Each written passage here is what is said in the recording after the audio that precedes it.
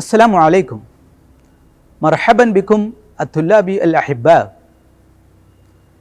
Sreenarayana Guru open യൂണിവേഴ്സിറ്റിയിലെ BA അറബിക്കിലെ semester 1 basic Arabic structure എന്ന കോർ പേപ്പറിൻ്റെ 1ാമത്തെ ബ്ലോക്കിലെ 2ാമത്തെ യൂണിറ്റാണ് നമ്മളിന്ന് പരിശോധിക്കുന്നത്. അണ്ടർസ്റ്റാൻഡിംഗ് ലാംഗ്വേജ് സ്ട്രക്ചർ 01 എന്ന ഈ ബ്ലോക്കിലെ അൽ ജുംല അൽ ഇസ്മിയ എന്ന 2ാമത്തെ യൂണിറ്റിനെ സംബന്ധിച്ചാണ് നമ്മളിന്ന് പരിചയപ്പെടുന്നത്. നമ്മൾ നേരത്തെ തന്നെ ജുംലയെക്കുറിച്ചും ആ ജുംലയുടെ ഘടകങ്ങളെക്കുറിച്ചും ജുംലയുടെ ഇനങ്ങളെയും നമ്മൾ മനസ്സിലാക്കിയിരുന്നു. അതിൽ 1ാമത്തെ ഇനമായ അൽ ജുംല അൽ ഇസ്മിയയാണ് ഇന്ന് നമ്മുടെ ചർച്ചാ വിഷയം. ഇനി നമ്മൾ ജുംല ഇസ്മിയയുടെ അർക്കാനുകളാണ് പരിചയപ്പെടുന്നത്. അൽ ജുംല ഇസ്മിയ വ അർക്കാനുഹ. എന്തൊക്കെ ഘടകങ്ങൾ കൊണ്ടാണ് ജുംല ഇസ്മിയ രൂപീകരിച്ചിരിക്കുന്നത് എന്നതാണ് നമ്മൾ ഇനി പരിചയപ്പെടുന്നത്. അഥവാ ഒരു ജുംല ഇസ്മിയ രൂപം കൊള്ളാൻ എന്തൊക്കെ ഘടകങ്ങളാണ് വേണ്ടത് എന്നുള്ളതാണ്. നമുക്ക് ചില ഉദാഹരണങ്ങൾ പരിചയപ്പെടാം. അൽ ഹഖീബത്തു ജദീദത്തുൻ, അൽ മൻളറു മുൻഇഷുൻ, അൽ അഷ്ജാറു മുസ്മിറത്തുൻ. അതിൽ 1ാമത്തെ നോക്കാം. അൽ ഹഖീബത്തു ജദീദത്തുൻ, ബേഗ് വളരെ പുതിയതാണ്. അൽ മൻളറു മുൻഇഷുൻ, കാഴ്ച കണ്ണിന് ആനന്ദം നൽകുന്നതാണ്.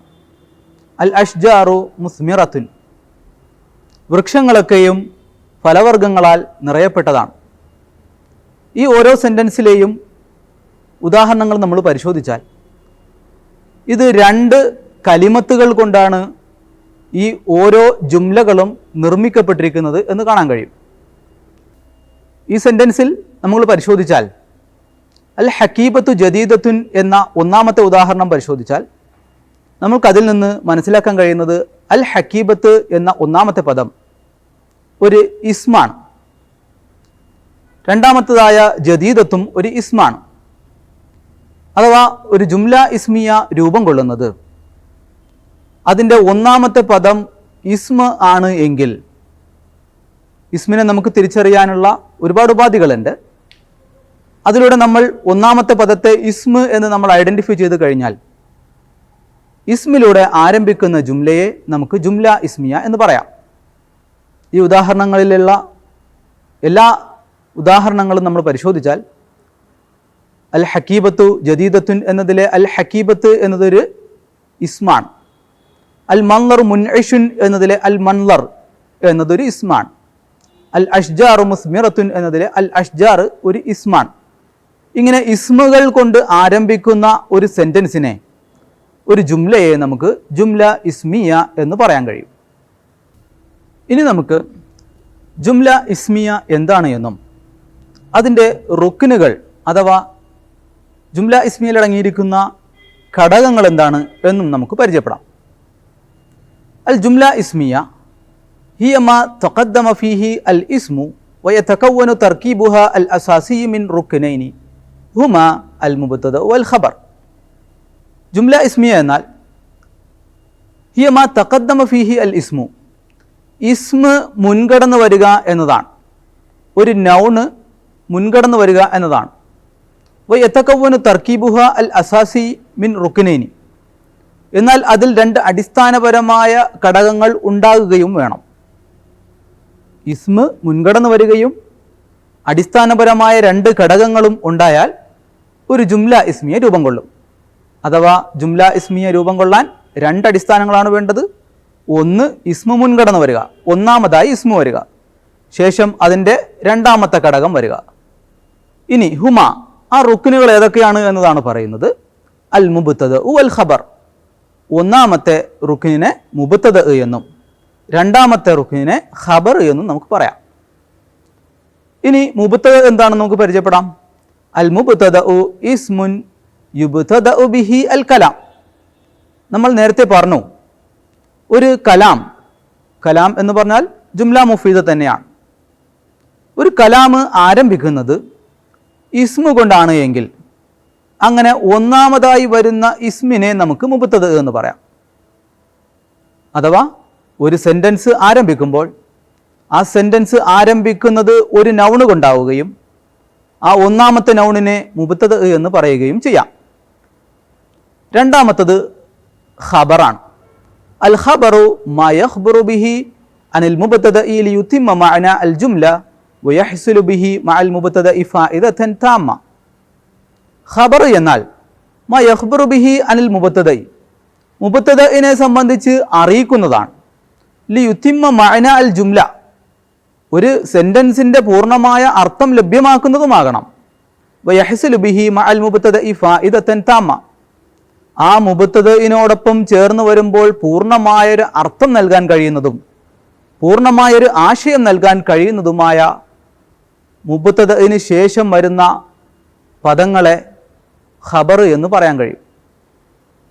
അപ്പോൾ ഒന്നാമത്തെ ഒരു സെന്റൻസ് തുടങ്ങുന്നതിലെ ഒന്നാമത്തെ ഇസ്മിനെ മുബത്തദ എന്നും രണ്ടാമത്തതിനെ ഖബർ എന്നുമാണ് പറയുക. ഇനി അത് രണ്ടിൻ്റെയും ഇഅ്റാബിയായ ഒരു പ്രത്യേകത കൂടിയുണ്ട്. അൽ മുബത്തദ വൽ ഖബർ മർഫൂഅനി ദായിമൻ, മുബത്തദഉം ഖബറും എപ്പോഴും റഫ് ചെയ്യപ്പെട്ടവ തന്നെയായിരിക്കും. അതിൻ്റെ ഇഅ്റാബ് ലൊമ്മായിരിക്കും എന്നർത്ഥം. ഇനി നമുക്ക് മുബത്തദഇനെയും ഖബറിനെയും ഒന്നുകൂടി ഓരോ സെന്റൻസിൽ നിന്ന് വേർതിരിച്ച് പഠിക്കാം. അത്തുഫാഹത്തു ലദീദത്തുൻ, ഇവിടെ നോക്കുക, ഈ സ്ക്രീനിൽ അത് വളരെ വ്യക്തമായി തന്നെ വിശദീകരിക്കുന്നുണ്ട്. അത്തുഫാഹത്തു എന്നത് മുബത്തദഉം ഖബർ ലദീദത്തുമാണ്. ഇവിടെ അത്തുഫാഹത്തു ലദീദത്തുൻ, ആപ്പിൾ വളരെ ടേസ്റ്റിയാണ് എന്ന് പറയുമ്പോൾ തുഫാഹത്ത് എന്ന പദം ആ സെൻറ്റൻസിലെ ഒന്നാമത്തെ പദം ആയതുകൊണ്ട് തന്നെ അതൊരു മുബത്തദ ആണ്.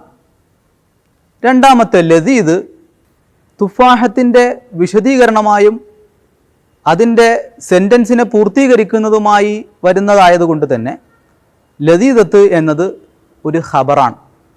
അപ്രകാരം തന്നെ അടുത്ത ഉദാഹരണങ്ങൾ നമുക്ക് നോക്കാം. അൽ കിതാബു ജദീദുൻ, പുസ്തകം പുതിയതാണ്. അൽ കിതാബ് എന്നത് ഒന്നാമത്തെ സെൻറ്റൻസിലെ ഒന്നാമത്തെ പദം ആയതുകൊണ്ട് തന്നെ അതൊരു ഇസ്മും കൂടി ആയതുകൊണ്ട് തന്നെ അതൊരു മുബത്തദ ആണ്. തുടർന്ന് വരുന്ന പദം ഖബറായി, അഥവാ ജദീദ് ഖബറായി. അടുത്ത ഉദാഹരണം അൽ ഔലാദു ലാഇബുൻ, ഇതിൽ അൽ ഔലാദു ആൺകുട്ടികൾ എന്ന പദം മുബത്തദ ആണ്. അതിന് കാരണം നിങ്ങൾക്ക് മനസ്സിലായിട്ടുണ്ടാകും, അത് ഒന്നാമത്തെ ഇസ്മാണ്. ലാഇബൂൻ എന്നത് അതിനെ തുടർന്ന് വരുന്ന ഖബറുമാണ്. ഇനി നമുക്ക് ചില ഉദാഹരണങ്ങൾ പരിചയപ്പെടാം. ഇതിൽ നിന്ന് നമുക്ക് തന്നെ മുബത്തദനെയും ഖബറിനെയും വേർതിരിച്ച് പറയാൻ കൂടി ശ്രമിക്കാം. ഒന്നാമത്തെ ഉദാഹരണം അശ്ശവാരിഉ മുസ്ദഹിമത്തുൻ, റോഡുകൾ വളരെ തിരക്കുള്ളതാണ്. മുഹമ്മദുൻ റസൂലുള്ളാ, മുഹമ്മദ് ദൈവത്തിൻ്റെ ദൂതനാണ്. അൽ ഖിറാഅത്തു മുഫീദത്തുൻ, വായന വളരെ പ്രയോജനകരമാണ്. അശ്ശരിക്കത്തു ഫി വസ്തിൽ മദീന, കമ്പനി പട്ടണത്തിൻ്റെ മധ്യത്തിലാണ്. ഈ ഉദാഹരണങ്ങളൊന്ന് പരിശോധിക്കാം. ഇതിൽ ഒന്നാമത്തെ ഉദാഹരണമായ അശ്ശവാരിഉ മുസ്ദഹിമത്തുൻ എന്ന ഉദാഹരണം പരിശോധിച്ചാൽ അശ്ശവാരിഉ എന്ന പദമാണ് മുബത്തദ എന്ന് നമുക്ക് പറയാൻ കഴിയുക. അങ്ങനെ ഒന്നാമത്തെ പദം ഇസ്മ ആയതുകൊണ്ട് തന്നെ ഇതൊരു ജുംല ഇസ്മിയാണ്. അതിനെ തുടർന്ന് വരുന്ന മുസ്ദഹിമത്തുൻ എന്ന പദം അതിൻ്റെ ഖബറാണ്. രണ്ടാമത്തെ ഉദാഹരണം മുഹമ്മദ് എന്നത് ഒന്നാമത്തെ ഇസ്മ ആയതുകൊണ്ട് തന്നെ സെൻറ്റൻസിൻ്റെ ആദ്യത്തിൽ വന്നതും കൂടെ കൊണ്ട് അത് ഒരു ജുംല ഇസ്മിയാണ് എന്ന് മനസ്സിലായി. ഒപ്പം മുഹമ്മദ് എന്ന പദം മുബത്തദവുമാണ്. റസൂലുള്ള എന്ന അതിനുശേഷം വരുന്ന ഭാഗം ഖബറുമായി. മൂന്നാമത്തെ ഉദാഹരണത്തിൽ അൽ ഖിറാഅത്തു മുഫീദത്തുൻ, ഇവിടെ അൽ ഖിറാഅത്ത് എന്നത് മുബത്തദഉം മുഫീദത്തുൻ എന്നത് ഖബറുമാണ്. അവസാനത്തെ ഉദാഹരണത്തിൽ അശ്ശരിക്കത്ത് എന്ന ഇസ്മ മുബത്തദഉം ഫി വസ്തിൽ മദീന എന്നത് ഖബറുമാണ്. ഇങ്ങനെ നമുക്ക് ഈ ഉദാഹരണങ്ങളിൽ നിന്ന് മുബത്തദഇനെയും ഖബറിനെയും വേർതിരിക്കാൻ സാധിക്കും. ബേസിക് അറബിക് സ്ട്രക്ചറിലെ ഫസ്റ്റ് ബ്ലോക്കിലെ രണ്ടാമത്തെ യൂണിറ്റാണ് നമ്മളിപ്പോൾ പഠിച്ചത്. ജുംല ഇസ്മിയ എന്ന ഈ യൂണിറ്റിലൂടെ എങ്ങനെയാണ് ഒരു ജുംല ഇസ്മിയ രൂപം കൊള്ളുന്നത് എന്നും എന്തൊക്കെ റുക്കിനുകളാണ് ജുംല ഇസ്മിയയിൽ ഇൻക്ലൂഡഡ് ആയിട്ടുള്ളത് എന്നുമാണ് നമ്മൾ നോക്കിയത്. അപ്പോൾ അതിൻ്റെ ഒന്നാമത്തേത് നമ്മൾ മനസ്സിലാക്കിയത്, ഒരു ജുംല അത് ആരംഭിക്കുന്നത് ഇസ്മു കൊണ്ടാണ് എങ്കിൽ ആ സെൻറ്റൻസിനെ നമുക്ക് ജുംല ഇസ്മിയ എന്ന് പറയാം. ഇനി അതിൻ്റെ ഒന്നാമത്തെ ഇസ്മിനെ മുബത്തദ എന്നും അതിനുശേഷം അതിൻ്റെ തന്നെ പൂർണ്ണമായ വിശദീകരണം നൽകുന്നതായ അതിനെ പിൻപറ്റി വരുന്നത് ഖബറായും നമ്മൾ മനസ്സിലാക്കി. ഇതിൻ്റെ ഇഅ്റാബ് നമ്മൾ മറന്നു പോകരുത്. മുബത്തദഇൻ്റെയും ഖബറിൻ്റെയും ഇഅ്റാബ് എപ്പോഴും റഫ് ആയിരിക്കുകയും ചെയ്യും. നിങ്ങൾക്ക് നൽകിയിട്ടുള്ള SLM-ൽ നിന്ന് കുറേ തദ്രീബാത്തുകൾ, എക്സസൈസുകൾ നൽകിയിട്ടുണ്ട്. അവ കൂടി ഉപയോഗപ്പെടുത്തി ഇതിൻ്റെ കൂടുതൽ പ്രാക്ടീസുകൾ നടത്തുകയും കൂടുതൽ മനസ്സിലാക്കാനും ശ്രമിക്കുക. ശുക്രൻ ലക്കും.